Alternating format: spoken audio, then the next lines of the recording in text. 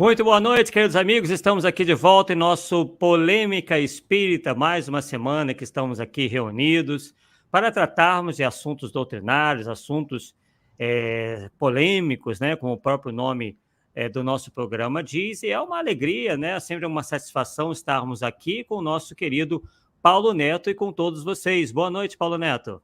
Boa noite, caro amigo Arthur. Boa noite, Jorge. Neled, é isso? Sei lá, Ari, Vilela, um forte abraço. Cláudio, Marcos. Você chegou um pouquinho atrasado. Da próxima vez eu vou cortar seu ponto, cara. Vou chegar no horário aí. Mas é muito bom a gente estar aqui de novo, junto com vocês. O tema hoje, quem vai desenvolver é o Arthur, né? Que enquanto isso a gente está preparando aí para ver se a gente fala sobre racismo oportunamente. Não sei se vai dar para falar da próxima, mas de qualquer forma, no máximo duas semanas para frente a gente fala, de 1 a 2 semanas. Eu estou preparando material, eu tenho até um livro, um e-book publicado sobre isso, então está montando os slides, analisando para ver, porque é muito complexo o assunto para a gente falar, mas de qualquer forma está aí. Então é isso, Arthur. Vamos que vamos, porque o bicho está pegando hoje. Isso aí, beleza. Temos aqui a presença do Jorge Miyashiro, né, da Nelide Fernandes, lá do grupo do Cosme Massi, nosso amigo Ari Velela, também sempre presente, né, o Cláudio Pecorari também, e o Marcos BR, e o pessoal vai aos poucos aí se achegando, como se diz, no popular, não é mesmo? Bem, então vamos tratar desse assunto que nós consideramos polêmico, porque nós temos a seguinte situação dentro do nosso movimento espírita, que são obras, né, livros, enfim, materiais, que por vezes são publicados sem que se tenha aí um trabalho realizado para que efetivamente se tenha convicção, se tenha certeza que devam ser ou não publicados. Tá? Temos uma avalanche de obras mediúnicas, algumas boas, né? Temos que convir que algumas realmente têm pontos em comum com a própria doutrina espírita, respeitam os princípios basilares da nossa doutrina, e temos outras que deixam a desejar nesse sentido.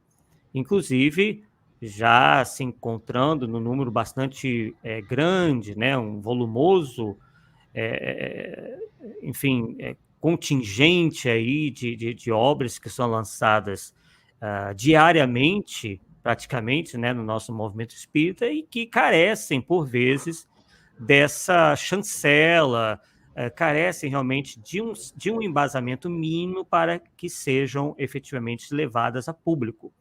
Então, em vista dessa situação, nós estamos, né, aqui trazendo essas considerações essas que foram feitas pelo próprio sistematizador da doutrina espírita, Allan Kardec. Então, não se trata da opinião do Paulo, do Arthur, mas sim as diretrizes que Allan Kardec nos trouxe para que nós verifiquemos, né, e tenhamos condições de analisar se determinados ditados devem ou não ser publicados como sendo ditados espíritas. E o Paulo, até anteriormente, também nos chamou a atenção, e ele vai participar ativamente desse nosso estudo, onde nós também temos obras não só dos espíritos, não só dos desencarnados, mas aquelas realizadas, né, publicadas por encarnados como nós, né, e que também merecem, né, todo o nosso cuidado, toda a nossa atenção, uma vez que tem explorado temáticas um tanto, além de antidoutrinárias em muitos aspectos, tem certas características, né, Paulo, um tanto sensacionalistas, né? E nós temos, inclusive, abordado direta e indiretamente, né, alguns desses conteúdos aqui no Polêmica Espírita, né, Paulo? Pois é, o grande problema que eu acho, e aí eu te falo, eu já te falei uma vez aí, a questão da responsabilidade de quem escreve, de quem fala. Né? Porque o grande público, principalmente aquele público que está chegando à doutrina espírita, que não conhece toda a obra kardeciana, ele vai entender que o que você falou está certo. Entendeu? Então, eu observo isso, que as pessoas não preocupam com isso. Eu falo, mas eu fico preocupado se eu estou certo mesmo. Tanto é o seguinte, você sabe muito bem, você já recebeu um punhado de artigos meu, todo artigo novo eu saio distribuindo. O Ari também, de vez em quando, recebe uns aí também. Aliás, ele está com um para fazer o prefácio, né, para rever o prefácio, o modelo todo, mas justamente saber se a gente está no caminho certo, doutrinariamente falando, porque é um problema. Eu me vejo diante desse problema, de falar uma coisa que não seja verdade. É óbvio que a gente quer falar a verdade, mas isso, falar a verdade, é diferente de ser dono da verdade. É uma diferença muito grande. Eu quero estar certo, mas não quero ser o dono da verdade, porque eu posso estar entendendo errado. Né? Tá aí os amigos para ajudar a gente também nos chegar no eixo. Então é muito importante. Então é isso que eu quero dizer. Eu não vejo esse compromisso no movimento espírita, a maioria das pessoas, infelizmente. É verdade. E nós temos aqui o objetivo não é de apontar, né, para ninguém em especial, mas criarmos justamente uma mentalidade no nosso movimento espírita que esteja em consonância com aquilo que a doutrina espírita nos traz, né? Kardec sempre foi muito cuidadoso com isso daí, tá? E aí nós, nos dias de hoje, na noite de hoje, iremos realmente explorar esse pensamento de Kardec para que nós possamos cada vez mais desenvolver e ter esse discernimento de podermos efetivamente diferenciarmos aquilo que realmente tem compromisso com a doutrina espírita, aquilo que é sério, em relação àquilo que não é, né? E para isso, como dissemos anteriormente, fomos buscar na Revista Espírita de 1859 um artigo de Allan Kardec que é intitulado "Devemos publicar tudo quanto os espíritos dizem?" E, inclusive, Kardec nos diz que essa pergunta lhe foi dirigida por uma das pessoas com as quais ele se correspondia, né? Inclusive, para nos ajudar aqui, vou colocar à disposição de vocês alguns slides onde eu separo, né, assim, frases ou pontos mais importantes, né? Bem, então vamos lá. Então, a primeira questão que Kardec coloca nesse artigo na verdade, uma pergunta, né? É uma questão mesmo, uma pergunta. Seria bom publicar tudo quanto dizem e pensam os homens? Pensem aí com vocês, como é que vocês responderiam a essa pergunta? Seria realmente interessante, positivo, publicar tudo que qualquer pessoa diga e pensa? Obviamente que não, né? Porque sairia muita bobagem, porque as pessoas têm as suas limitações, né? Elas podem estar mais ou menos próximas da verdade, ou às vezes muito distanciadas da verdade. E por que Kardec faz essa pergunta? Porque justamente nós não podemos deixar de levar em consideração que os espíritos nada mais são do que homens, só que sem um corpo físico. Então, o mesmo critério que nós adotamos para os homens, devemos adotar para com os espíritos. Isto é, não devemos simplesmente publicar tudo que venha deles, né? Por quê? Porque há espíritos, assim como há homens, de todos os graus de conhecimento e de ignorância, de moralidade e de imoralidade. Então, imagine se nós pegarmos alguém simplesmente passando da rua, nós não conhecemos absolutamente nada dele, não sabemos o grau de conhecimento que ele possui, se ele é uma pessoa esclarecida, se ele é uma pessoa ignorante, se ele tem uma moral elevada ou se ele é um adepto de práticas imorais, em todos os sentidos da palavra, né? Poderíamos dar a ele, se fôssemos um repórter, um microfone para ele falar em cadeia nacional? Um repórter faz isso. A não ser fazer uma pergunta muito pontual: o que você acha do transporte público? O que você acha dos políticos? Enfim, ele vai emitir uma opinião que pode ser mais ou menos acertada conforme a opinião dele individual, mas que vai carecer aí de comprovação, né? Beleza, então vamos lá, vamos seguir aqui com Kardec.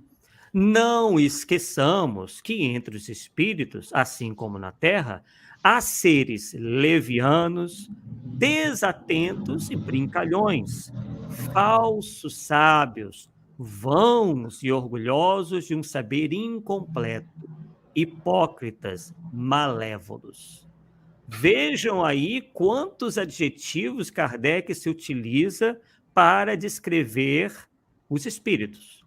Há os que são levianos, há os que são simplesmente desatentos, não dão bola para nada, se encontram lá no mundo espiritual, meio que vagando, sem destino, não tem um propósito de vida, nem tiveram um propósito de vida na Terra e também não tem um propósito de vida no mundo espiritual, né? Aqueles que já participaram da reunião mediúnica, certamente, né, já puderam se comunicar com espíritos com essa característica, né, que estão aí simplesmente, né, Paulo, vagando, né, erráticos, de maneira errática, né, e sem atentar para nada. Arthur, nós podíamos incluir aí também, sim, o caso daqueles espíritos que se fazem passar por outros personagens. E aí você citou, por exemplo, nessa live lá mais cedo, daquele que manifestou na Sociedade Espírita de Paris, como se fosse, assinando como se fosse São Luís. E o São Luís presente, deixando tudo acontecer. Tá certo? Exatamente. Tem uma outra situação lá, um se faz passar por Padre Ambrósio. Então, é muito comum um espírito passar por outro. Se nós somos pessoas crentes demais, aceitar tudo que vem do lado de lá pela assinatura, nós vamos começar a espalhar bobagem como se tivesse sido São Luís, por exemplo, e na verdade não é ele. Então, por isso que é muito importante a gente ter o cuidado da análise de toda a comunicação que apareça. Não importa que nome conste na assinatura. Não importa.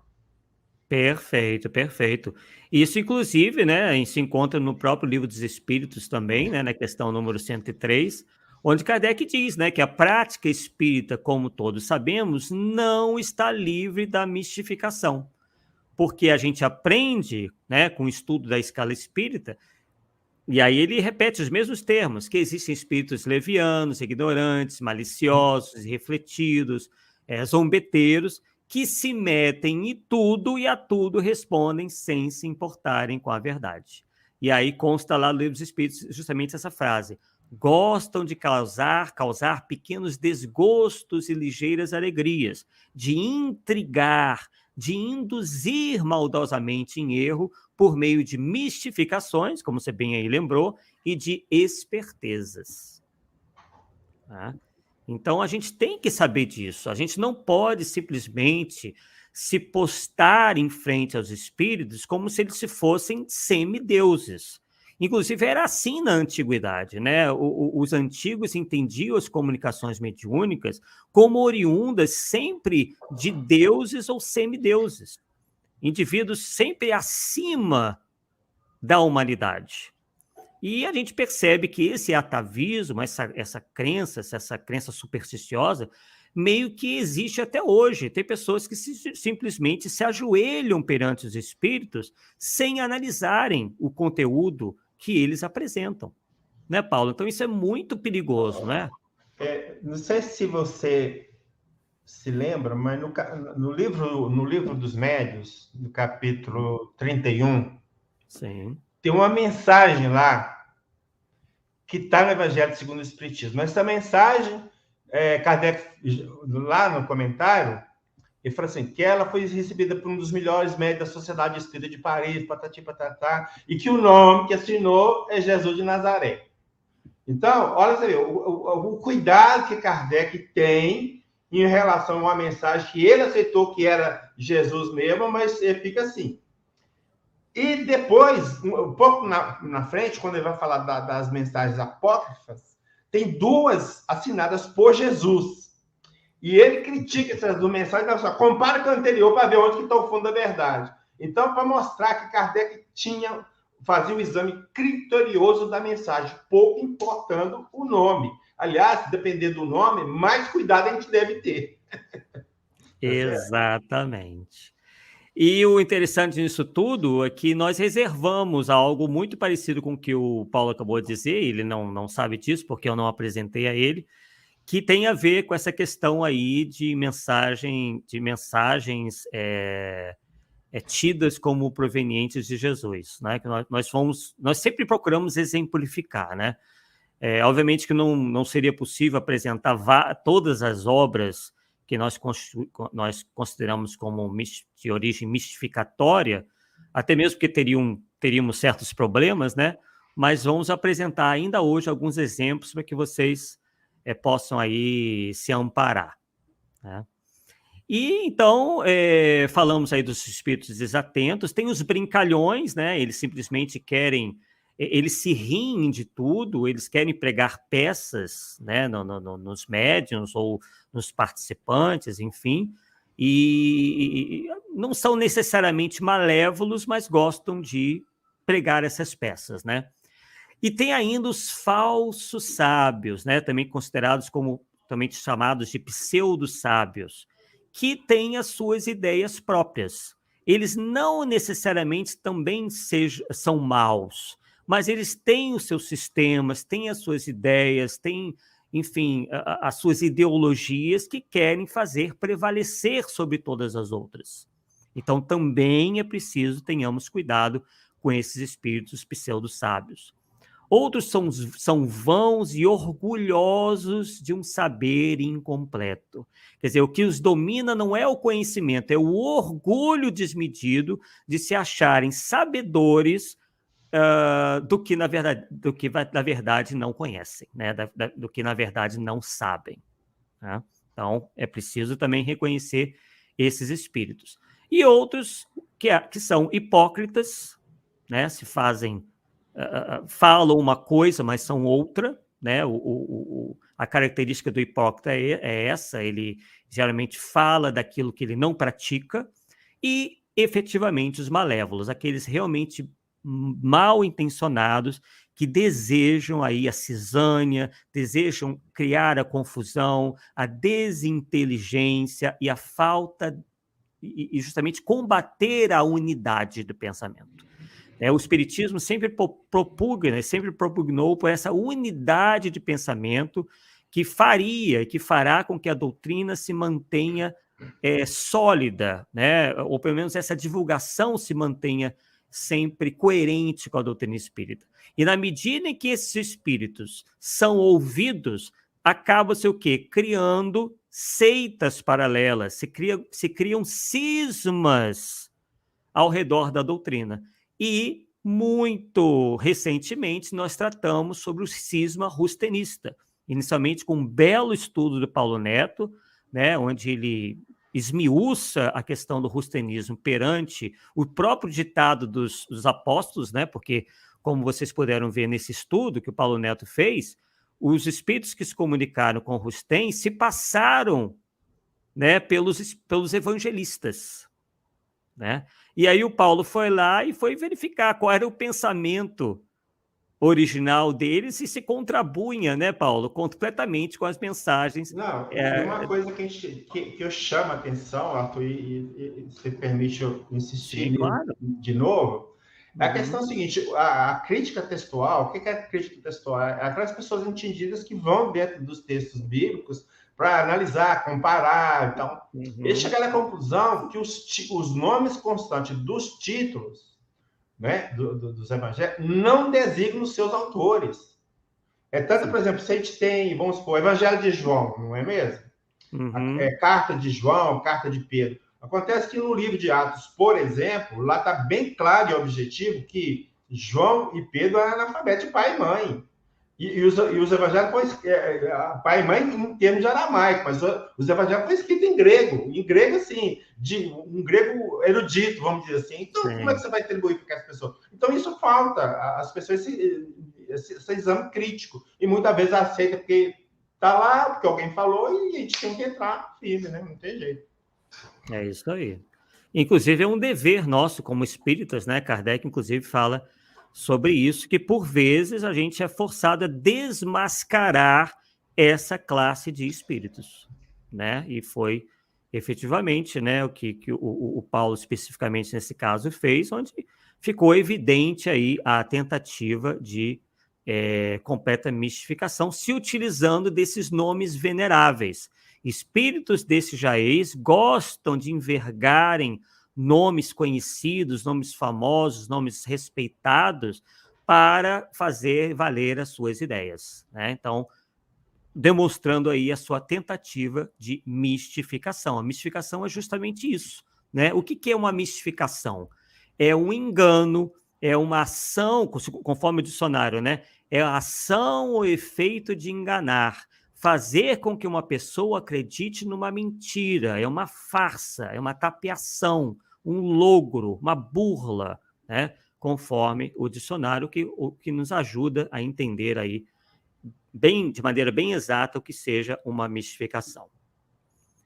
E Kardec ainda diz, há também os sensuais, vilões e devassos que se arrastam na lama. Quer dizer, eles utilizam dessa imagem forte, né, de espíritos voltados aí para a sensualidade, para a vilania, né, para a devassidão.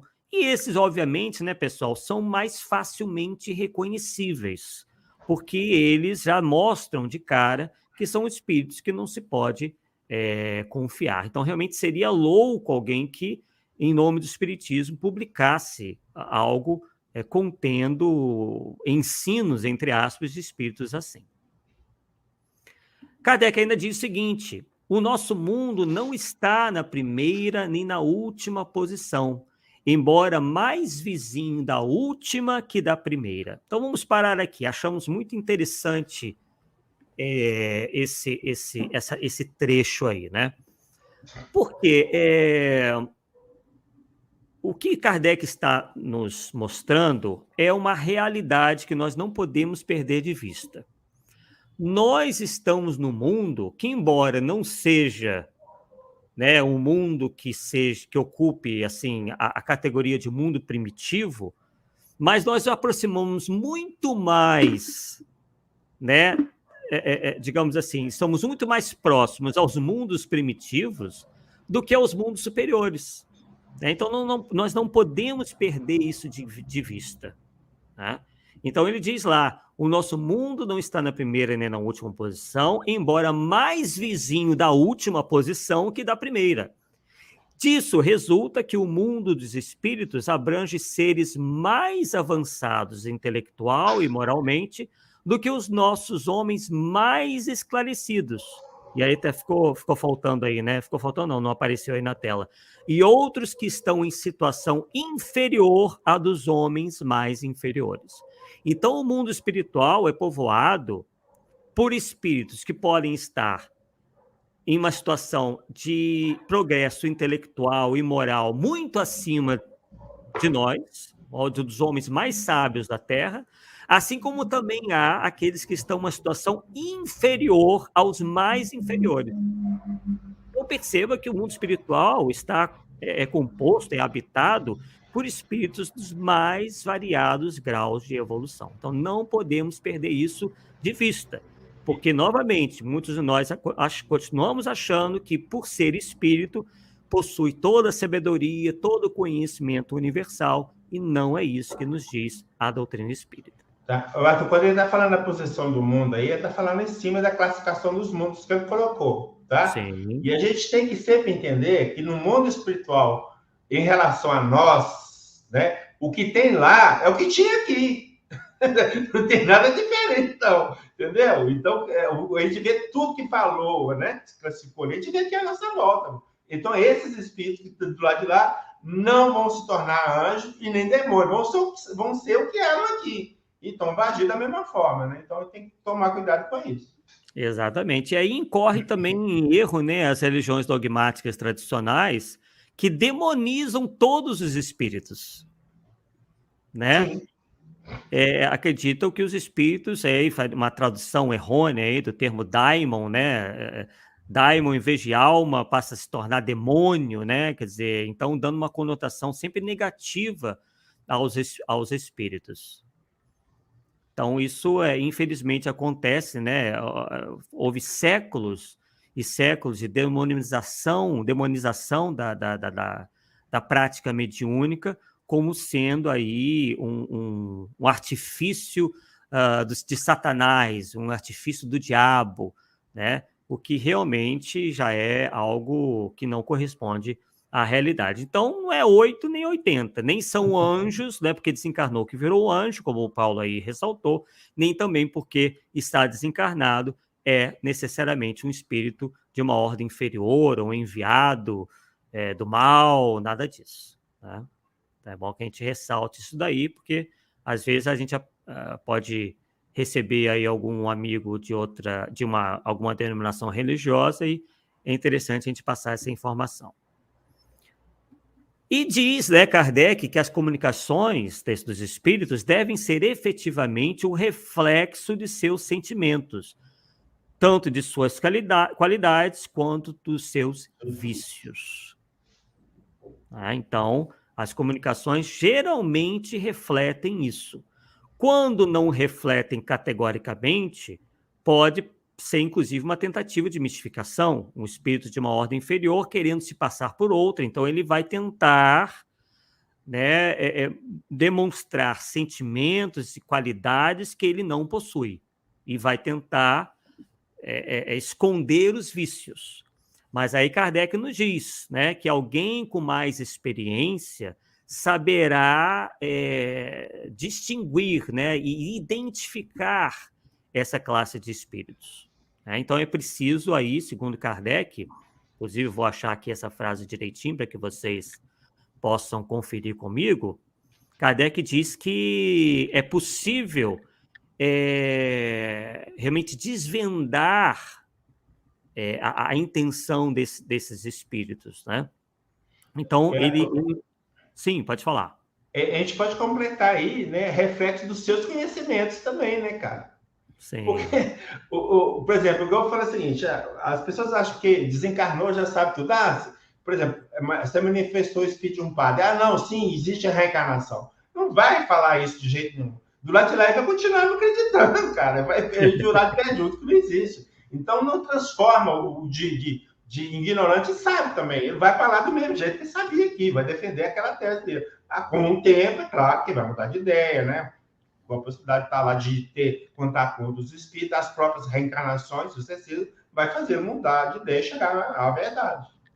Sem dúvida.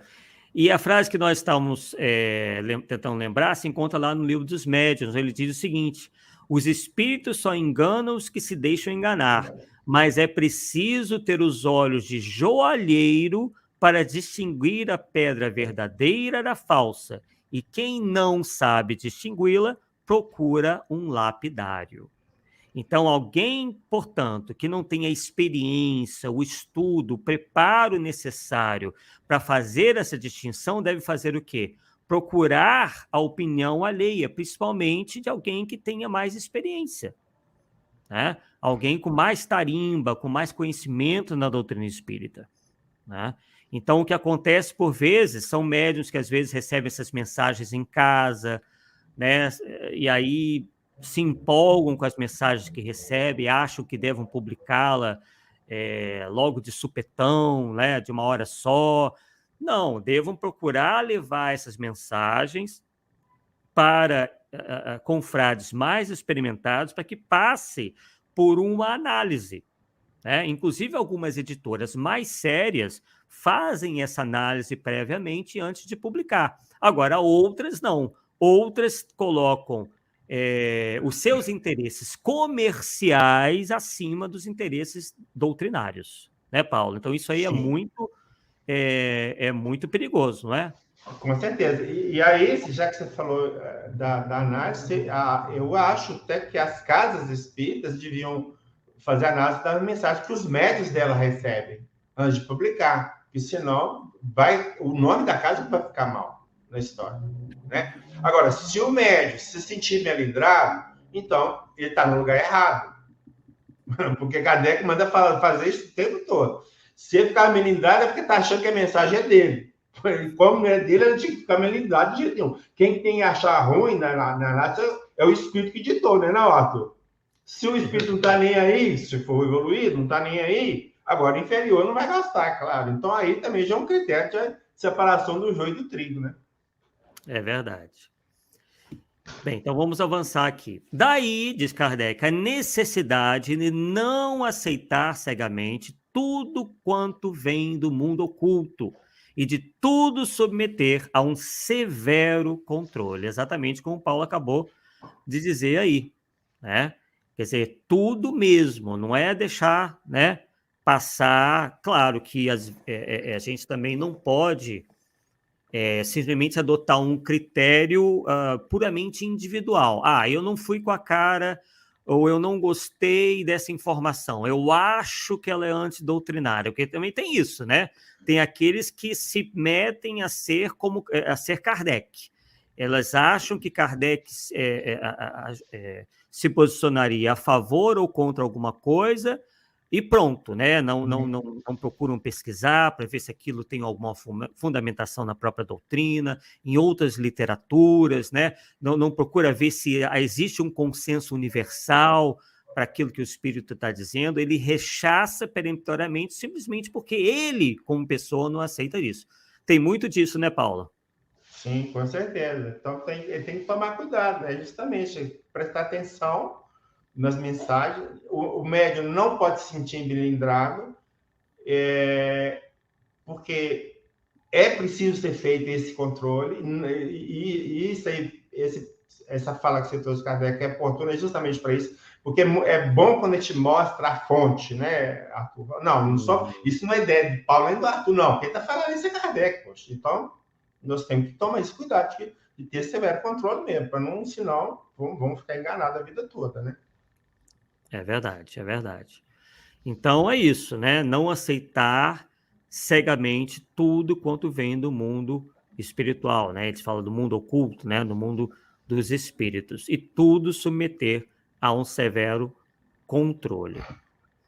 E ao lado dessas comunicações francamente mais, e que chocam qualquer ouvido um pouco delicado, outras há que são simplesmente triviais ou ridículas. Quer dizer, as comunicações francamente mais, Kardec nos diz que são facilmente reconhecíveis. Então não existe nenhum esforço. Qualquer um que conheça o beabá da doutrina espírita vai verificar, né, que ali não é possível aquilo ter publicidade, se transformar num livro doutrinário, absolutamente nada disso. No entanto, né, há outras que são simplesmente triviais, quer dizer, elas, como diz o popular, não fedem nem cheiram, elas não trazem nada de importante, são triviais, comuns, que qualquer espírito errante poderia dar. Podemos acrescentar um aí? Sim, bora. As antidoutrinárias. Cara, não tem jeito, né? Veja bem, lá no Livro dos Médiuns é muito claro. Os espíritos não se reproduzem. A reprodução é só quando estão encarnados. Então, na condição de você estar desencarnado no mundo espiritual, aguardando a nova encarnação, então não tem como se reproduzir. E, no entanto, a gente tem obra dita mediúnica, entre aspas, onde espíritos estão tendo... Deve ser fantasminha camarada, cara, porque isso não tem outro jeito, né? Eu tendo espírito do lado de lá, quer dizer, criando bebê espírito, cara, que isso, loucura, entendeu? Não dá, reprodução no mundo espiritual. Então, isso que tem que prestar atenção. E aí também tem aquele outro lado, Arthur. Você só pode analisar alguma coisa quando você tem conhecimento, cara. Exato. Então, aí voltamos àquele velho problema. Como é que você quer ser um espírita sem estudar espiritismo? Não tem jeito. Né? E não é pensar, falar assim, não, eu já estudei lá o livro dos espíritos, o livro dos médiuns, não sei o que tem. Cara, já cansei de repetir uma leitura e ver coisa que eu não vi e tá na cara. Eu tentar óbvio, você fica assim, meu Deus, como é que eu não vi isso? Mas por que você começa a ver essas coisas que você não via? Porque o seu conhecimento aumentou. Então, Exato. isso que eu estou querendo dizer é o seguinte: o espírita mesmo nunca deve parar de ler ou de estudar. É um ciclo vicioso. Você vai sempre voltar nas mesmas obras, que novas coisas você vai enxergar em função do seu conhecimento que aumentou. Perfeito, perfeito. O Paulo aqui, Paulo César Faltzgraf Ferreira diz: o pior é que a federação publica obras rustenistas, né, contrárias à doutrina. Ele faz referência aqui a esse tema porque nós aqui citamos, né? Eu não sei se ainda publica não, viu, Arthur? Porque aquela obrigatoriedade de estudar as obras de Rustem que estava no Estatuto caiu, Sim, tá? Eu tenho notícia de outras pessoas publicando essas obras de Rustem, não é a FEB, é coisa recente, né? Eu até te sim. mostrei. Então, não Soubemos, sei se a soubemos. FEB está publicando mais, não. Que publicou sim, é fato. Eu mesmo tenho obras, eu tenho a minha edição que eu tenho aqui é da FEB, tá? Mas Sim. eu estou querendo dizer assim, dali para frente, daquele problema para frente da mudança do É. estatuto, não sei se está publicando, não sei. Estou falando que não está, eu só sei que não sei. Realmente o livro Os Quatro Evangelhos parece que não. Porém, é uma série de outros livros, do Bittencourt Sampaio, do Saião, enfim, de outros autores Antônio, justenistas não que sei o que lá. continuam sendo publicados. Então é um problema, né? Quer dizer, são Infelizmente. autores que tinham viés todo rustenguista que Isso. estão defendendo o corpo fluídico de Jesus, tá Uhum. nas obras dele. Então, se não É, está publicando o Rustang, está publicando os outros, então nós estamos no mesmo problema. é, No mesmo problema. exato. E a Nanelite Fernandes fala o seguinte: o médio fascinado não acredita que o estejam enganando, Mas de jeito nenhum. né? E a fascinação é o pior tipo de obsessão, né? Segundo o próprio Allan Kardec. É o mais difícil realmente de ser debelado, né? Então, muito bem, E se você bem começar lembrado. a chamar a atenção dele ou alertá-lo para a questão da fascinação, ele simplesmente afasta do grupo ou para outro lugar. É, Ele se afasta de você, não adianta. Então, é. não tem jeito mesmo, tá? Um grupo de pessoas, de médicos, que a gente não convence nem de jeito. De jeito nenhum, de jeito nenhum, infelizmente. Uhum, é. Bem, então vamos lá. E aí, Kardec prossegue nos dizendo o seguinte: né, se haverá algum inconveniente em publicar, né, certos ditados. Ele diz o seguinte: se forem divulgados pelo que valem, haverá apenas um mal menor.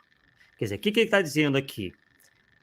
Que você pode até publicar, mas indicando que aquela é uma obra descompromissada com a doutrina espírita, que contém inexatidões, ou que representam apenas a opinião individual de um espírito. Então, perceba que Kardec não se coloca como censor, né, ou mesmo dizendo que nós poderíamos criar uma espécie de índice de livros proibidos, né, o Index Librorum Prohibitório. Não, ele nos dá a liberdade, mas desde que a obra seja divulgada, como ele diz ali, pelo que vale, né?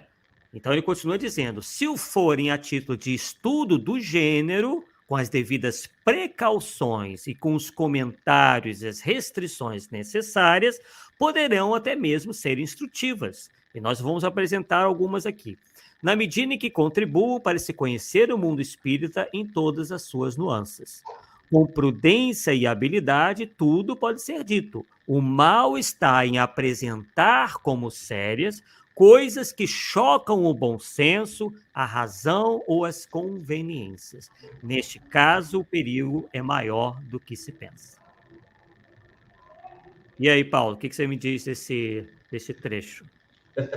É complicado, cara, porque o que ele está sugerindo assim, ele está falando assim, não é proibido publicar, no fato, mas desde que você fale, ó, e tipo assim, isso aqui tem uma informação lá que fala o contrário do que está falando aqui. Então, o leitor que vai ler e vai ver aquela nota, aquela observação, ele não vai ficar crente na informação. E isso que é coisa que... Aí voltamos.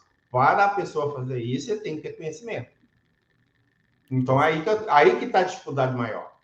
Né? Sim. Será que todos nós que estamos nas casas espíritas, trabalhando como médium ou exercendo a função de médium, temos conhecimento suficiente para fazer uma análise crítica do nosso material, que não é produzido mediunicamente por nós? Não sei. Sim. Então é problemático.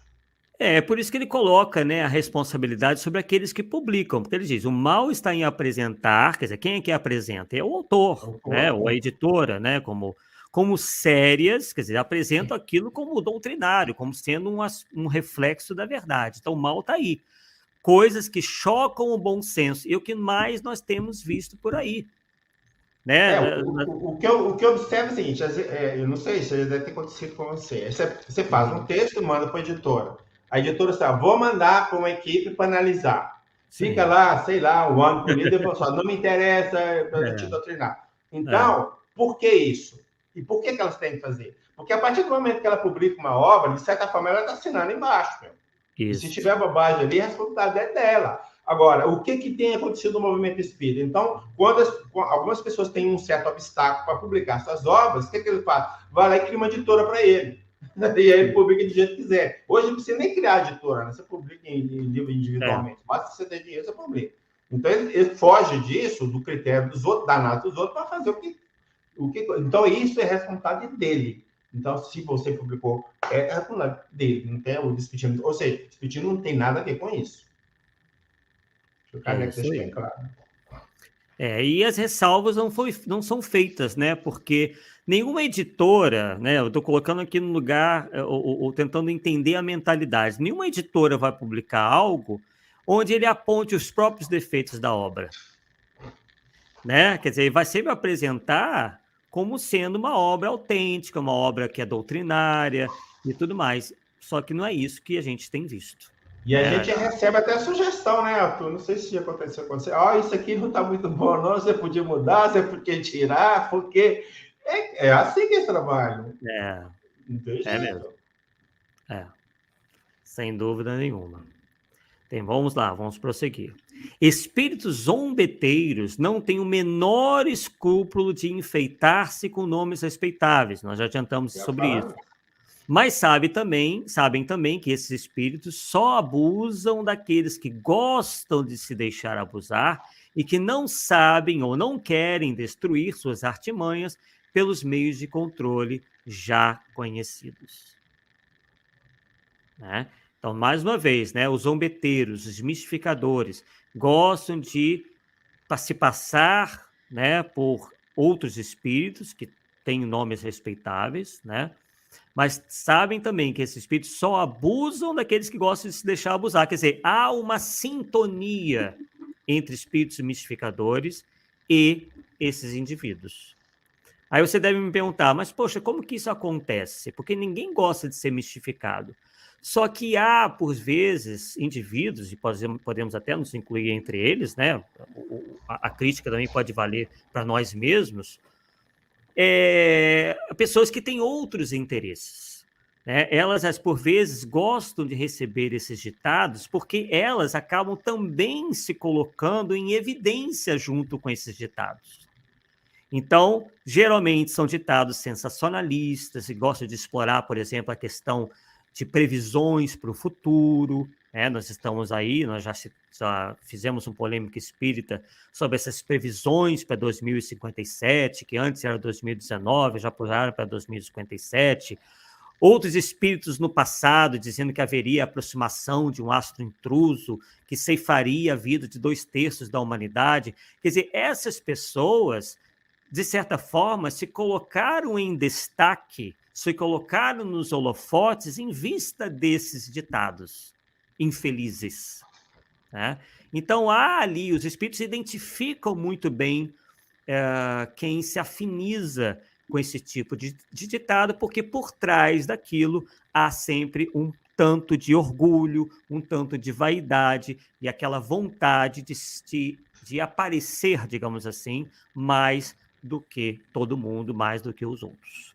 E quando você vê algumas mensagens aí, você fala assim, mas não tem condição de ser desse autor, né? Então, por exemplo, o nome de destaque aí, a nível espiritual, do movimento espírita é André Luiz, por exemplo, né? Aí Chico morreu, quer dizer, agora eu vou receber o André Luiz. Então o cara fica, se quer colocar como substituto de Chico, recebendo o André Luiz. Mas sabe-se lá se é o André Luiz mesmo? Quando você vai ver a mensagem lá, meu Jesus, meu Jesus. Então, esse é o problema. O orgulho, a vaidade, né? O cara. É verdade. Tem uns livros, né? Você citou André Luiz, me fez lembrar de um ou outro livro aí que teria sido ditado por ele, mas não se reconhece nenhum estilo ali, né? Pois não. É bem complicado. Mas vamos lá. Então, aquilo, né? Os espíritos só abusam daqueles que gostam de se deixar abusar, que não sabem ou não querem destruir suas artimanhas pelos meios de controle já conhecidos. Quer dizer, eles não se interessam, eles simplesmente aceitam aquilo ali porque veem naquilo alguma vantagem para si mesmos ou até mesmo para o grupo de maneira geral.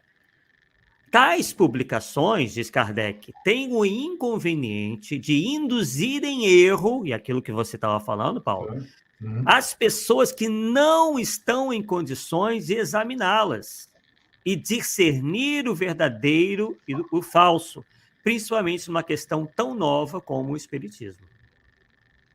É aquilo que você chamou a atenção.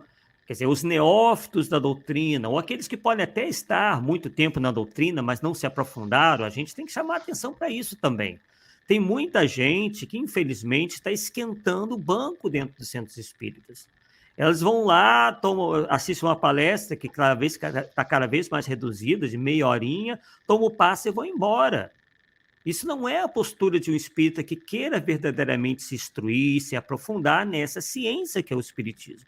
A gente não aprende nada dessa maneira, sem dedicação, sem dedicar o tempo, sem ter trabalho, sem ter um pouco de suor, né?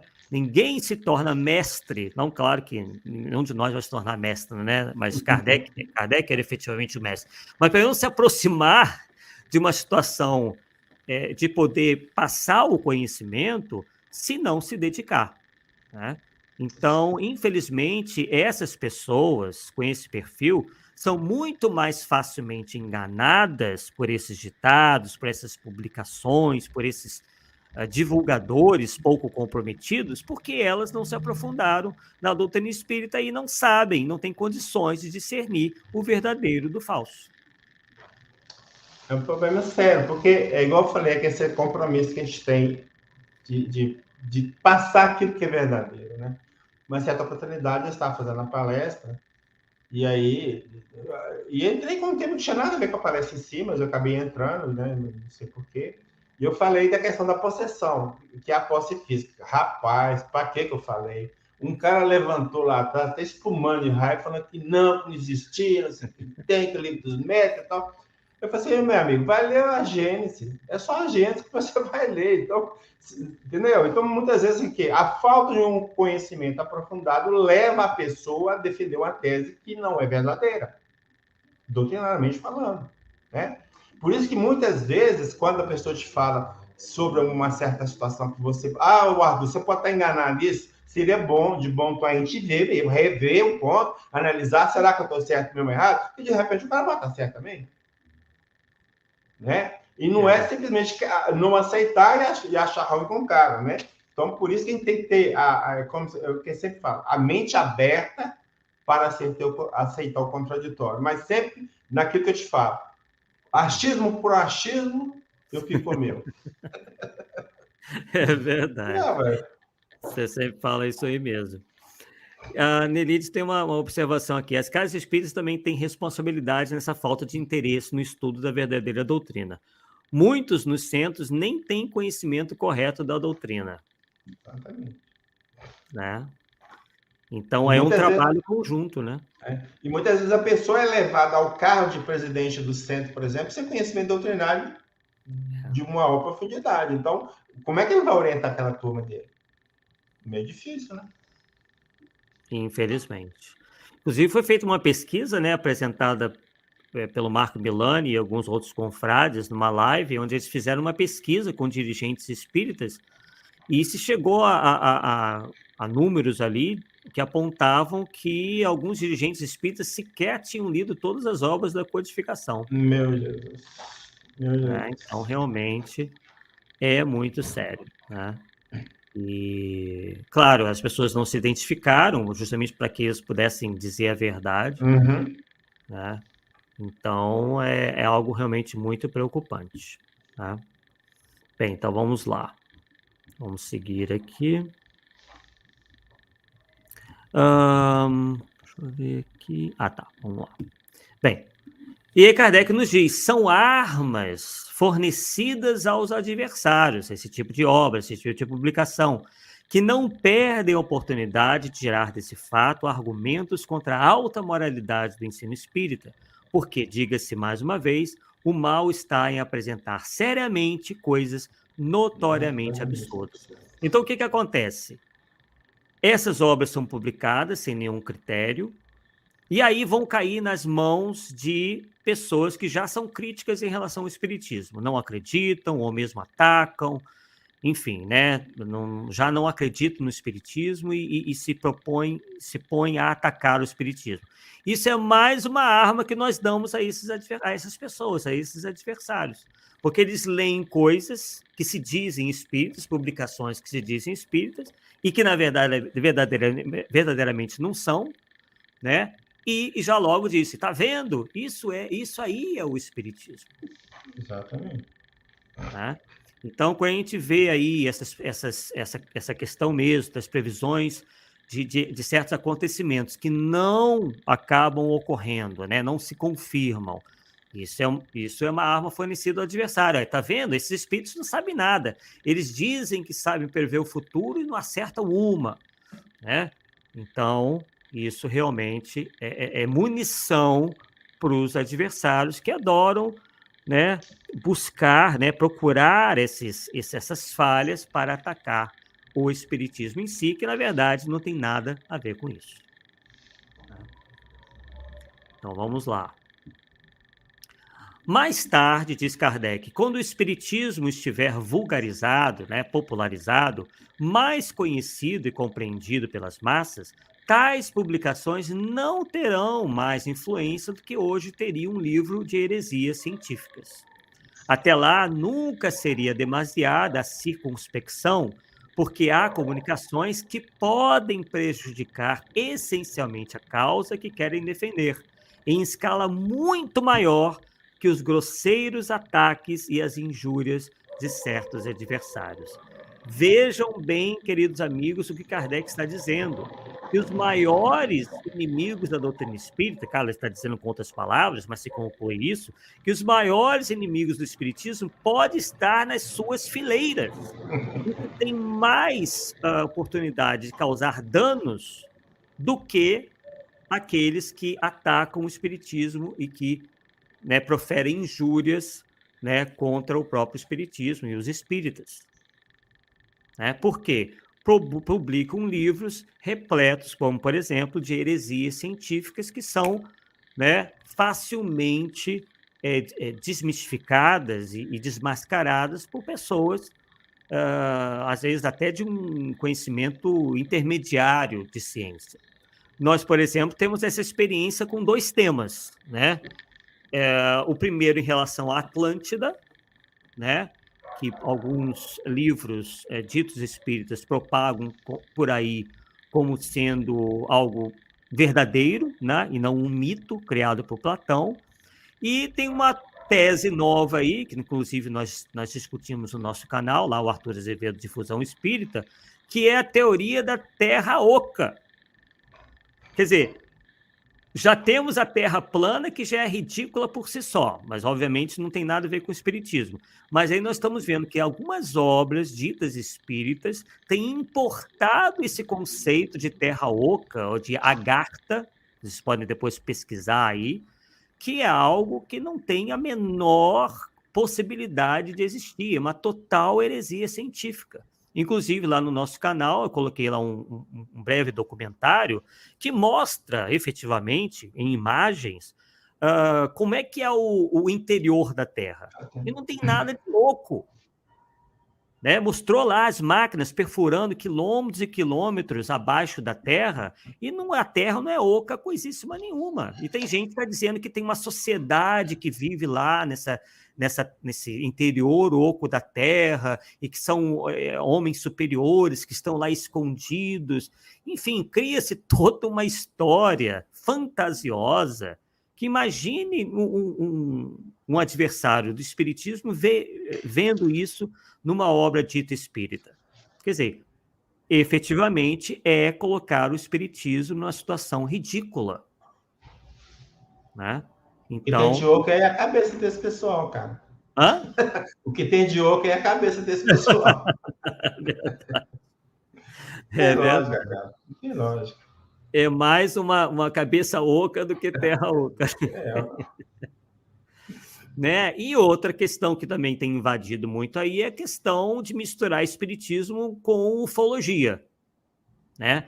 Não estamos aqui dizendo que não possa haver vida em outros planetas, inclusive nós sabemos, né, que a pluralidade dos mundos habitados é um princípio espírita. Mas tem gente que confunde esse princípio, que é um princípio filosófico, com acreditar em histórias, muitas vezes, estapafúrdias de contatos com extraterrestres, né? Abduções, implantação de chip na cabeça das pessoas.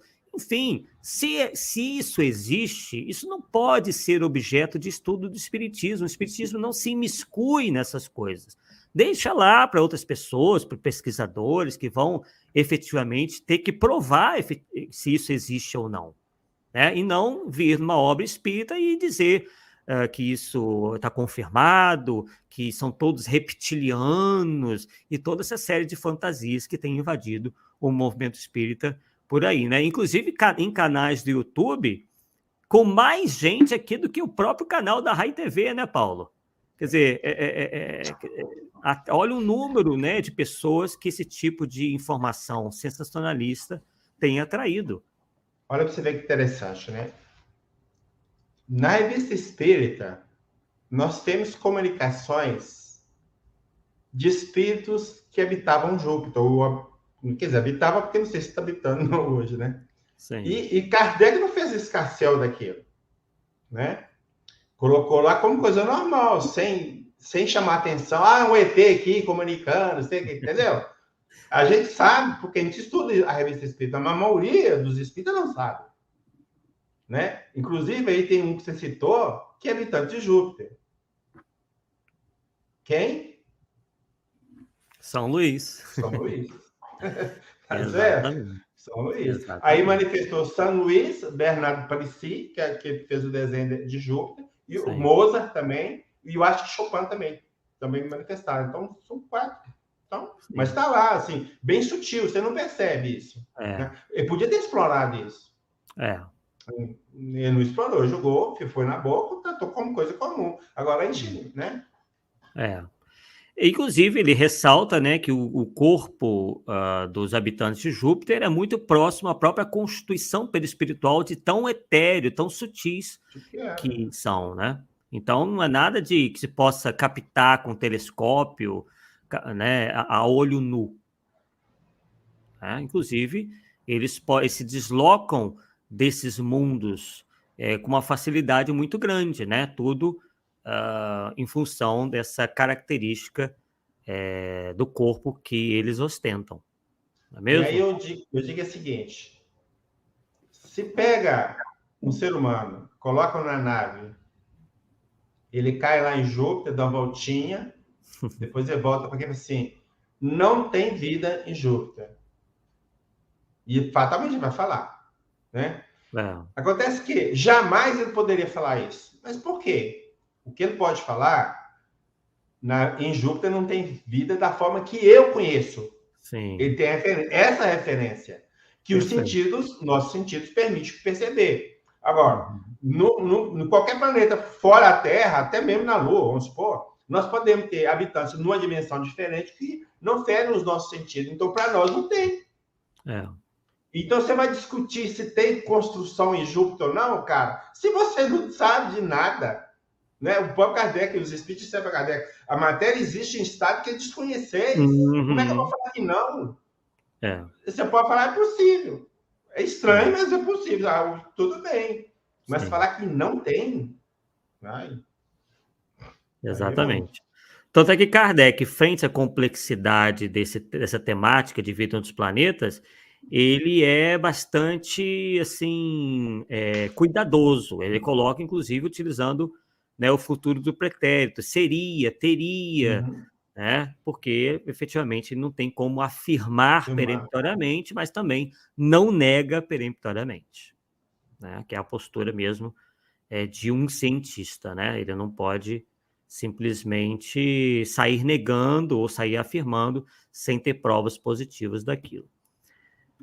E aí Kardec nos diz, o erro de certos autores é escrever sobre um assunto antes de tê-lo aprofundado suficientemente, dando lugar, assim, a uma crítica fundamentada. O erro de certos espíritas é falar sobre um assunto antes de tê-lo aprofundado suficientemente. É só mudar, meu. Vai dar a mesma verdade. coisa. Eu já cansei de falar com você que a maioria dos temas polêmicos, a polêmica existe por falta de aprofundamento. É isso ou não é? Vamos, por exemplo, no caso que nós falamos aqui da possessão, para não ir muito longe, já que nós tocamos. Então, a possessão, quando você entra para pesquisar, você vai ver que Kardec mudou de ideia, cara. Está lá escrito, claro, óbvio. Não é nem questão de interpretação de Paulo ou de Arthur. Está lá, claro, ele disse. Né? E vai mudar o quê? Em a Gênese. Então, o cara fala que não tem posse física, por quê? Porque ele não tem aprofundamento. É esse que é o ponto. Exatamente. Ou então, problemas com a interpretação de texto, como aquela, por exemplo, que nós temos visto, onde tem gente dizendo por aí que nem todos são médiums. Isso é outro tema. Essa é outra questão, né? Temos que tratar disso aqui em breve. Em breve, né? Então, pulula por aí a tese de que nem todas as pessoas são médiums. Então, já fica aí para dar água na boca de vocês, que em breve o Paulo Neto vai falar sobre essa tese que anda rolando por aí. Então, vamos lá. Os espíritos vão aonde acham simpatia e onde sabem que serão ouvidos. Então, aquela coisa, né? Os espíritos percebem onde eles têm maior probabilidade, maior possibilidade de mistificarem, de enganarem. As comunicações grosseiras, inconvenientes ou simplesmente falsas, absurdas e ridículas só podem emanar de espíritos inferiores. Claro, porque espíritos superiores jamais dariam esse tipo de comunicação. Né? Eles já estão libertos aí desse tipo de comunicação, obviamente, né? Agora, vamos supor que você trata uma comunicação lá, analisando, você vai sair ser de um espírito inferior e de repente seja um espírito superior. Não vai ter problema nenhum, ele vai ficar ofendido com isso. Claro que não. Porque você está apresentando um critério de análise. Sua análise pode estar errada? Pode, nós estamos sujeitos a errar. Mas ele não fica com raiva, o espírito superior não fica com raiva. Agora, se ficar com raiva eu falar um A, você já pode fazer inferior. Pode falar que é. Aí você tem certeza. Exatamente. Né? Então, e aí Kardec prossegue dizendo, esses espíritos fazem o que fazem os homens que se veem complacentemente escutados. Ligam-se àqueles que admiram as suas tolices. E realmente, Paulo, o que a gente tem percebido na análise dessas comunicações eivadas de erros doutrinários, de erros científicos, é que geralmente o médium pensa exatamente da mesma forma, ou muito parecido àquele espírito. Então é por isso que os espíritos, percebendo isso, eles sabem que aquele médium vai defendê-los até o fim com aquelas suas tolices, com aqueles seus ditados cheios de erros. Então a gente tem que ter muito cuidado aí para que essas nossas ideias, talvez demasiado heterodoxas, não estejam aí atraindo essa classe de espíritos, né? Principalmente os médiuns ostensivos, né? Que estão assim mais na linha de frente, né? São esses que os espíritos, ou até mesmo, né? Pessoas que não são médiuns ostensivos, mas que por vezes captam pela intuição, né? O pensamento desses espíritos e saem por aí dizendo verdadeiros absurdos, colocando-se até em situações ridículas, o que, obviamente, demonstra estarem subjugados e fascinados, é o que vai dizer Kardec ali. ligam-se àqueles que admiram suas tolices, muitas vezes se apoderam deles e os dominam a ponto de fasciná-los e subjugá-los. Nós podemos acrescentar também, Arthur, os adeptos do espiritismo se ligar a médios, e essa ligação, por alguma coisa ou outra, faz eles acreditar na maior tolice que os caras falam. Então, uma coisa puxa a outra, né? E aí, então, uma coisa que funciona. Quanto menos estudos você tem, mais fácil é você ser enganado pelos médios e pelos espíritos também. Por isso que o estudo, a pessoa que entrou no espiritismo, não tem como fazer, eu parei de estudar espiritismo, não tem jeito. Não tem jeito, tem que estar sempre estudando. As obras da codificação lá publicadas por Kardec tem sempre revendo, relendo, porque não tem como ser de outra forma. Isso aí. Bem, eu vou deixar algumas perguntas, estou deixando para o final, tá, pessoal? Estou vendo as perguntas que vocês estão fazendo, são perguntas super interessantes que a gente vai comentar para o final, tá? Podem ficar tranquilos aqui.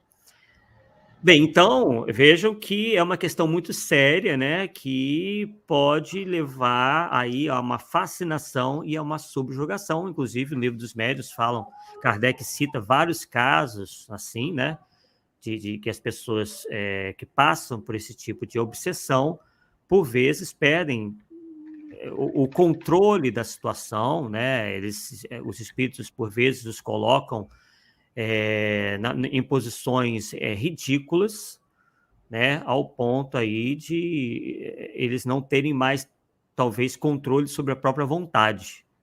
Né? Tem um caso, que eu não lembro bem os detalhes, mas de um indivíduo que se colocava de joelhos, né, perante mulheres e como se estivesse apaixonado. Tem uma história assim, né, que na verdade não é nada daquilo, né? Ele estava sendo ali realmente subjugado por um espírito, né? Então, tem muitos casos assim que são demonstrados por Allan Kardec. E Kardec prossegue dizendo: a importância que pela publicidade é dada às suas comunicações, as comunicações desses espíritos, né, os atrai, excita e encoraja. Realimenta o processo, né? Exatamente. Então, eles gostam quando essas suas mensagens são dadas publicidade, né, a conhecimento de várias pessoas. E isso é o que, né, os incentiva ainda mais, como está dizendo aqui, os atrai, excita e encoraja, quer dizer, serve de encorajamento para que eles continuem ditando, né, os seus absurdos. O único e verdadeiro meio de afastá-los é provar-lhes que não nos deixamos enganar, rejeitando impiedosamente, como apócrifo e suspeito, tudo aquilo que não for racional, tudo aquilo que desmentir a superioridade que se atribui ao espírito que se manifesta e de cujo nome ele se serve. Então, quando vê que perde o seu tempo, ele se afasta. Então, se o espírito percebe que ali há um grupo ou um indivíduo que seja, que tem um senso crítico apurado, que ele não vai simplesmente aceitar qualquer coisa, ele, por vezes, até nem tenta. Ele já vai procurar outros cantos para procurar mistificar, né? E, então, essa postura deve ser firme, né? Do grupo, do médium, rejeitando, como diz ali, impiedosamente, como apócrifo e suspeito, tudo aquilo que não for racional. Então, é preciso também de entender, né, a questão da racionalidade, porque às vezes o que pode ser muito racional para um não é para o outro. Isso é bom. Né? Então, é por isso que é importante você se servir de vários indivíduos, né, o mais esclarecidos possível, para que, então, diminua a possibilidade dessas mensagens irem para frente. Né? Desse racional aí, nós podemos entender sempre como representando algo para um grupo, né? Um grupo de pessoas que analisa se é racional ou não. Um só É meio problemático mesmo. Sim, exatamente. Então, não estamos apenas aqui... Kardec não apenas aponta o erro, né? Ele nos mostra como evitar, como combater isso daí. Isso é que é o mais interessante. E aí vem a nossa cereja do bolo, que é um exemplo claro, né, de uma obra apócrifa, né, que foi publicada muitos anos atrás, que, graças a Deus, pelo que eu saiba, não foi aceita por um grande número de espíritas, né, embora seja uma obra que, de certa forma, se diga espírita, ele chega a utilizar esse termo, que é essa obra aí, ó, Vida de Jesus, ditada por ele mesmo. Tá? Vou falar um pouquinho. Quem é o médium? Vou falar um pouquinho. É uma médium. Médium. É uma médium francesa da cidade de Avignon, né? Ela psicografou essa obra. Avignon é no sul da França. E eu recolhi as seguintes informações. A primeira e única edição francesa foi feita em 1885, então ainda no século XIX, pela revista Antimaterialista, editada em Avignon e dirigida por René Caillé. Na Itália, foi traduzida por um capitão do exército, Ernesto Volpi, que a editou por conta própria, e teve também uma só edição. Dessa edição italiana, Ovidio Rebaldi, médico paraguaio, residente em Buenos Aires, fez a tradução para o castelhano. Mas, note-se, acrescentou à obra tranquilamente uma segunda parte por ele mesmo psicografada e atribuiu-a a Jesus. Então a gente percebe, né? Aqui nos leva a vaidade, né?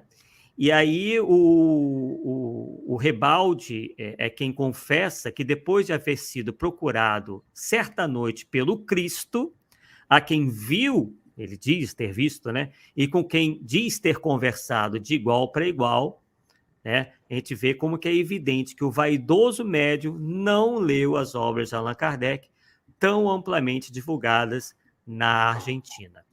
E é isso que ele também confessa no prefácio dessa obra aí. Ó. Ele diz o seguinte: como espiritualista independente, não estou preso a nenhum credo ou religião, aceitando o que me parece justo e verdadeiro de onde quer que ela venha.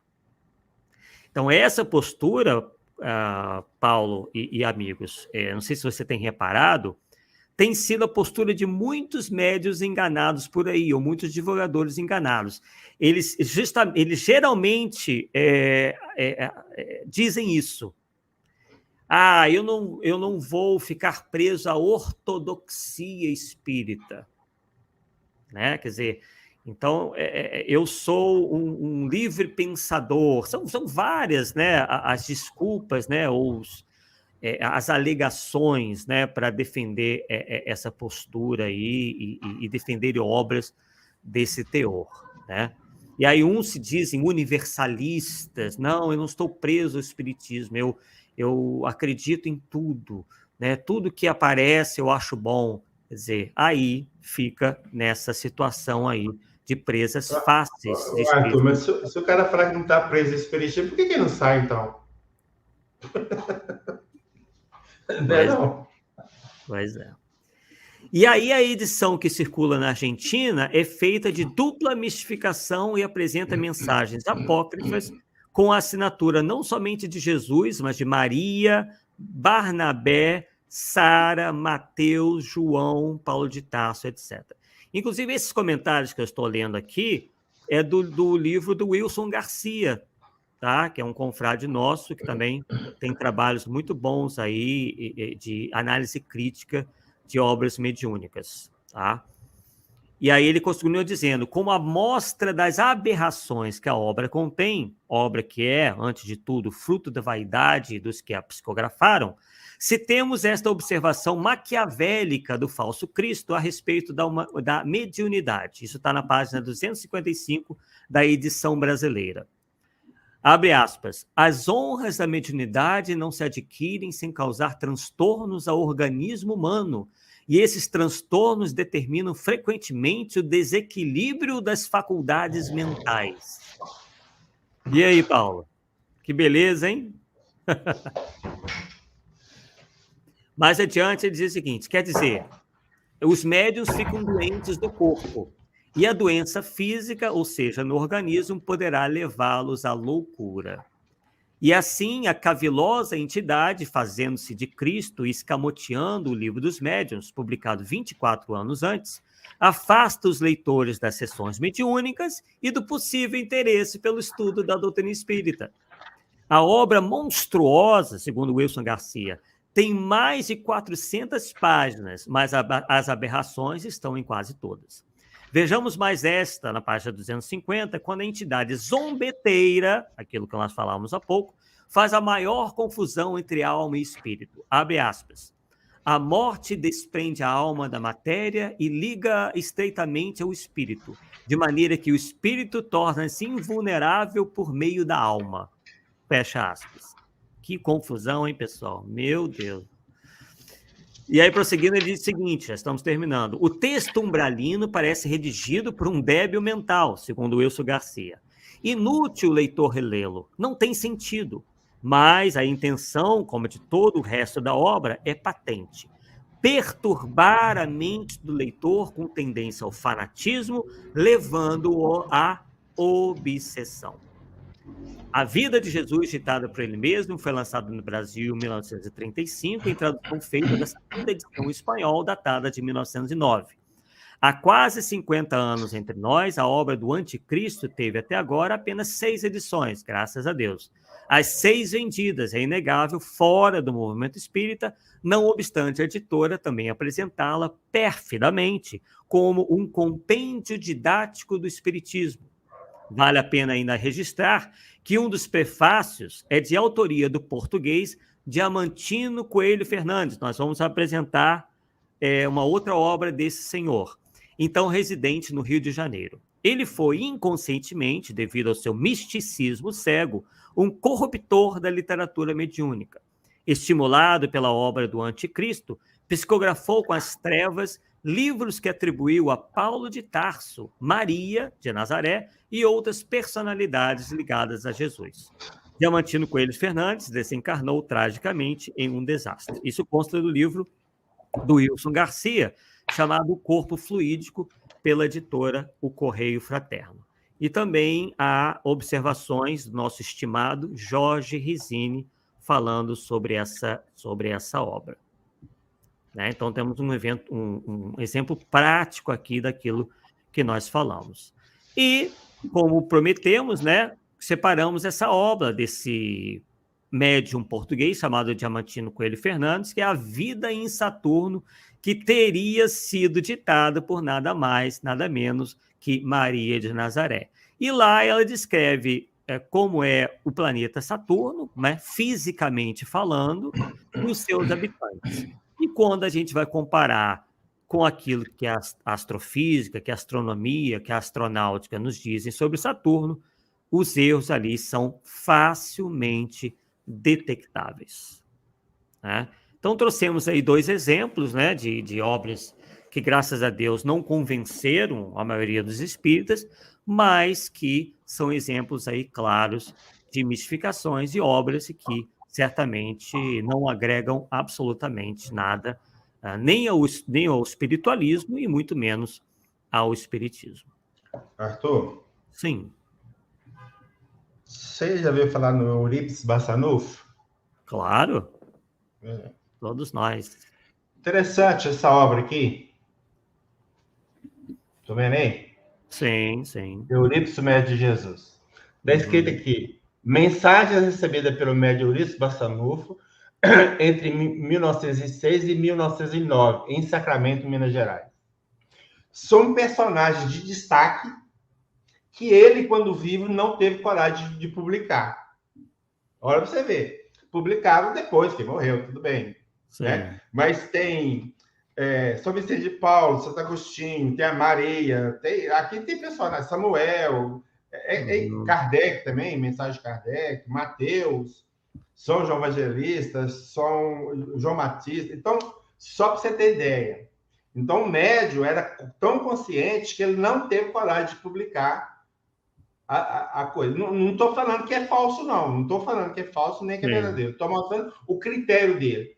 Justamente por conta desses nomes pomposos, ele só, eu não sei. Na dúvida, é melhor não publicar. Tá certo?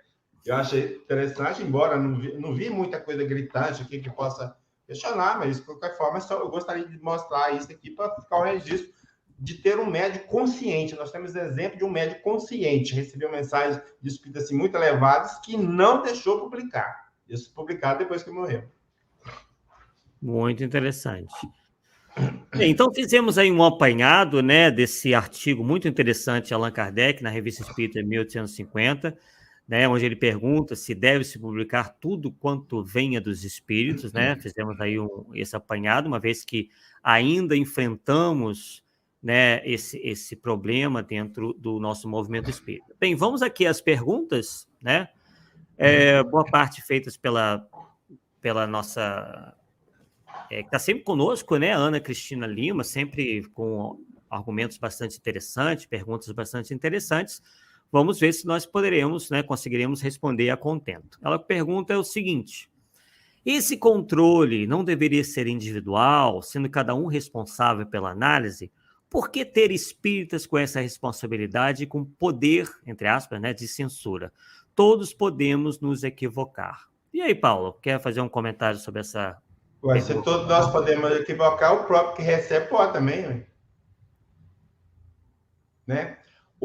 A questão, eu sei que muitas vezes, quando você fala em análise, você dessa ideia de censura, como se tudo que fosse censurado fosse coisa ruim ou te não deixasse se expressar.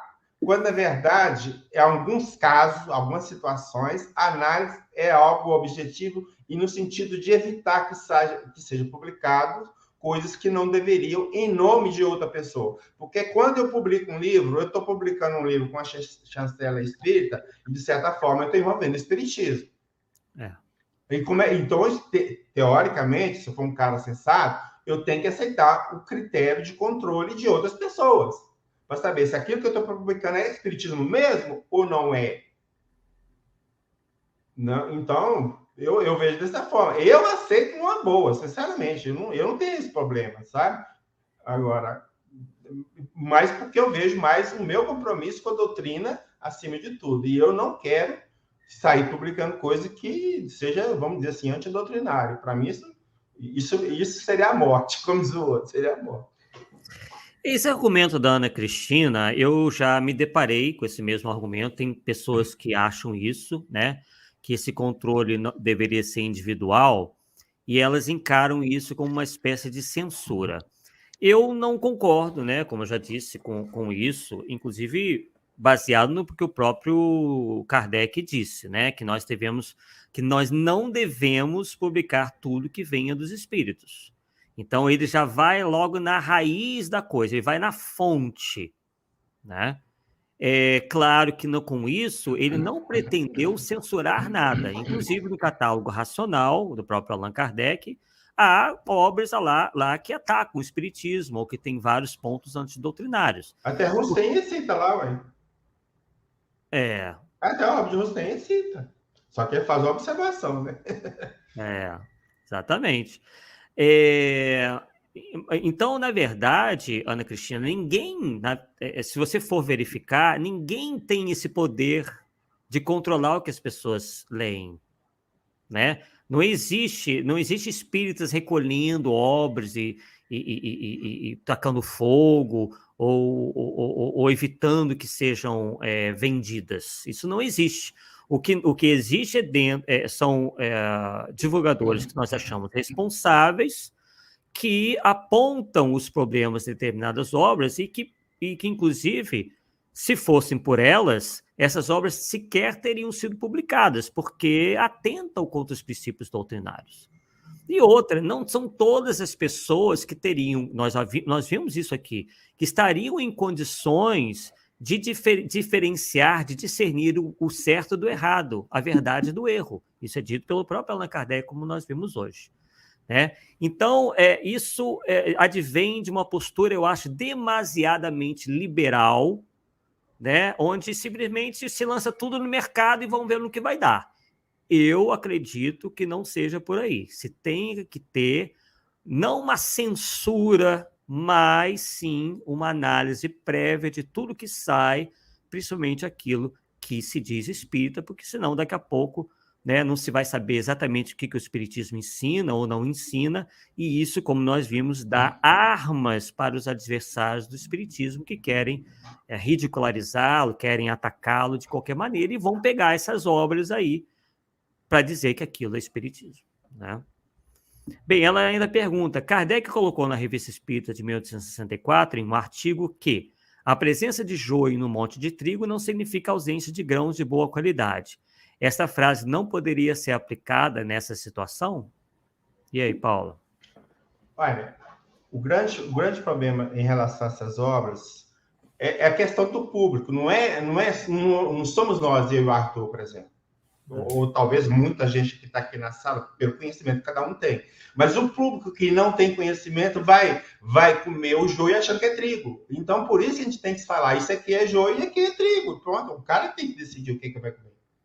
Infelizmente tem que ser, não tem outra forma. E isso a favor da própria causa, né? Sim. A Annelise, inclusive, nos diz aqui, ó, somos espíritos imperfeitos, terceira ordem, incapazes de fazer controle de forma individualizada. Infelizmente, né, as pessoas estão em níveis diferentes de compreensão. Isso não é censura, seria o caos. Eu particularmente concordo.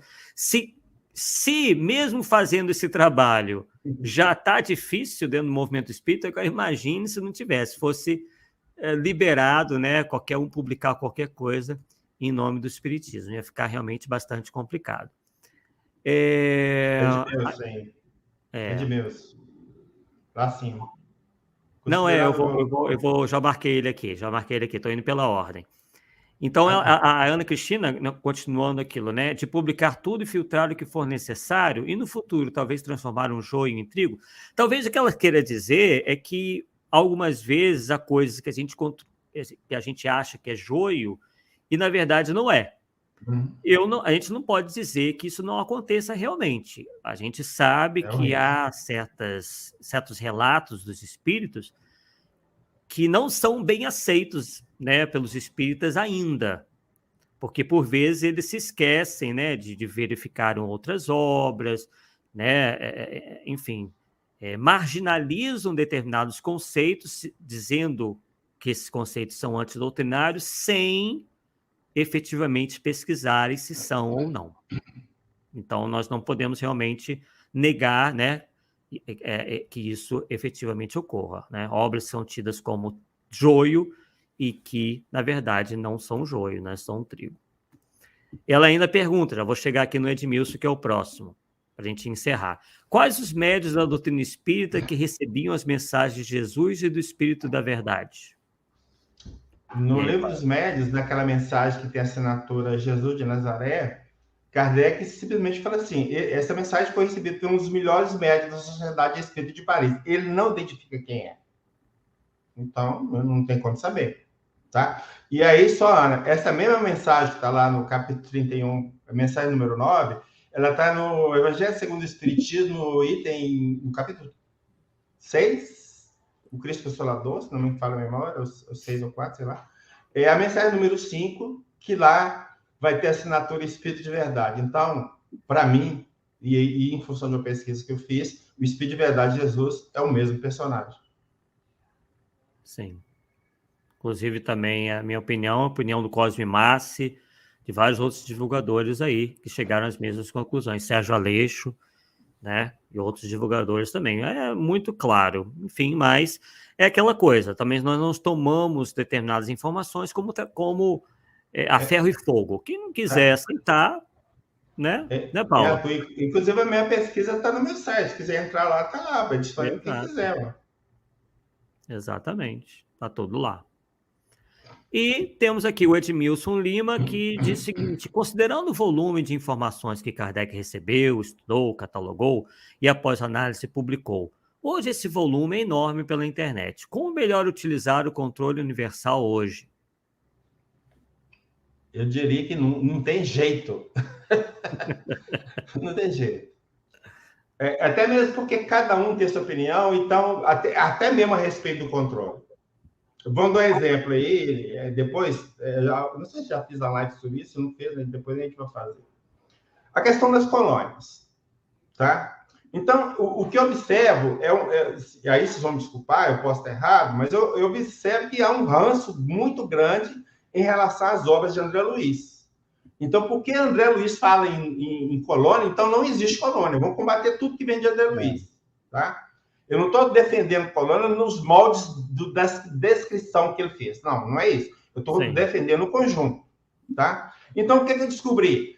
Primeiro, que a obra de André Luiz não é a primeira obra de Chico que fala em construções no mundo espiritual. A primeira obra que fala, que ninguém sabe, é Cartas de uma Morta, que foi escrito no final de 1934 e publicado no início de 1935. A pesquisa que eu fiz e publiquei um livro sobre isso, eu encontrei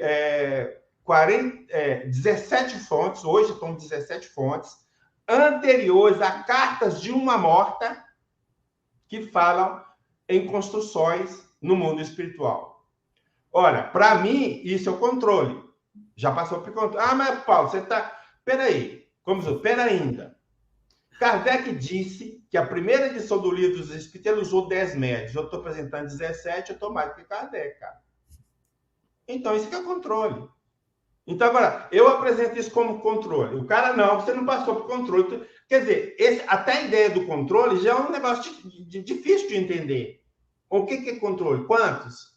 Então, entendeu? Aí fica um negócio difícil. Então, hoje, é impossível no movimento espírita trabalhar com controle universal, na minha opinião. Não sei o que tu acha, não, mas... Não, eu concordo. Sem chance. Né, teve ainda o Caíba Schutel, né, que não se pode dizer que tenha sido um espírita qualquer. Tem outros nomes, Ernesto Bozano, Leon Denis, o próprio Herculano Pires nunca viu problema nessas descrições. Então, realmente, mas é aquilo. Nós damos todo o direito, né, das pessoas pensarem com bem desejo, mas tem que trazer argumentos sólidos, né? Não simplesmente dizer, não tem em Kardec, e né, só ficar nessa, realmente isso não convence. Não tem Kardec.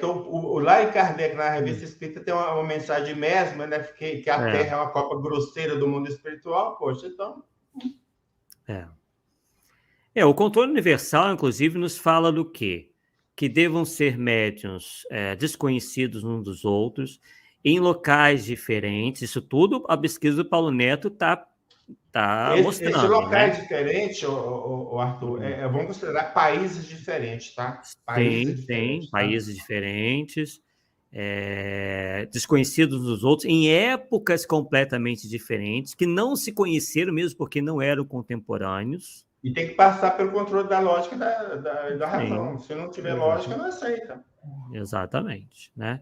Então é uma questão aí em aberto, né? Há quem se coloque completamente contra, outros que, como Paulo, não está ali batendo martelo, mas está dizendo que é algo que deva ser analisado, estudado com mais cuidado, e não simplesmente sendo negado peremptoriamente como se fosse algo completamente fora, porque não é. Né? Ele mostra que não é. Inclusive, o que eu já falei, a minha pesquisa sobre as colônias, ela tem uma deficiência. É de eu não saber inglês. Entendeu, Arthur? Porque se eu soubesse inglês, a minha pesquisa ia ampliar. Com certeza, que ia achar muito mais fonte que fala de alguma coisa no mundo espiritual. Agora, o detalhe mais interessante em relação às colônias é que nas EQMs, que é a experiência de quase-morte, pessoas estão dando notícia de cidades de luzes. Cidades de luz. Então, tá aí. É verdade. Bem, pessoal, chegamos aqui ao final do nosso estudo de hoje. Agradecemos aí a paciência e principalmente a presença de todos vocês. É sempre uma alegria estarmos aqui. Fizemos, né, essa coisa mais dinâmica hoje, né, sobre esse tema tão interessante, esse artigo tão interessante de Kardec. Convido vocês a irem lá na Revista Espírita, né, onde ele 1860, né? Não lembro. 1859, né? Confirmando aqui 1859, para que possam ler, enfim, o artigo inteiro. Nós separamos assim as frases mais importantes, né, para resumir o nosso estudo, não ficar cansativo, né? E voltaremos aqui na próxima semana com mais um Polêmica Espírita. Antes disso, Paulo Neto vai fazer as suas considerações finais, como de costume. Bom, novamente eu venho a agradecer a presença de todos vocês, a contribuição, a participação. E sempre de deixar claro, né, Arthur? Nós não queremos impor o nosso pensamento, né? Embora muitas vezes na empolgação da fala de defender uma causa da invenção, mas não temos esse objetivo. Nosso objetivo é trazer informações que cada um possa analisar, tirar a sua conclusão. Sempre será assim. Por mais que pareça diferente para quem está chegando agora, mas é sempre esse que é o nosso objetivo. Não queremos impor nada a quem quer que seja. Um forte abraço a todos vocês. Então, até a próxima oportunidade.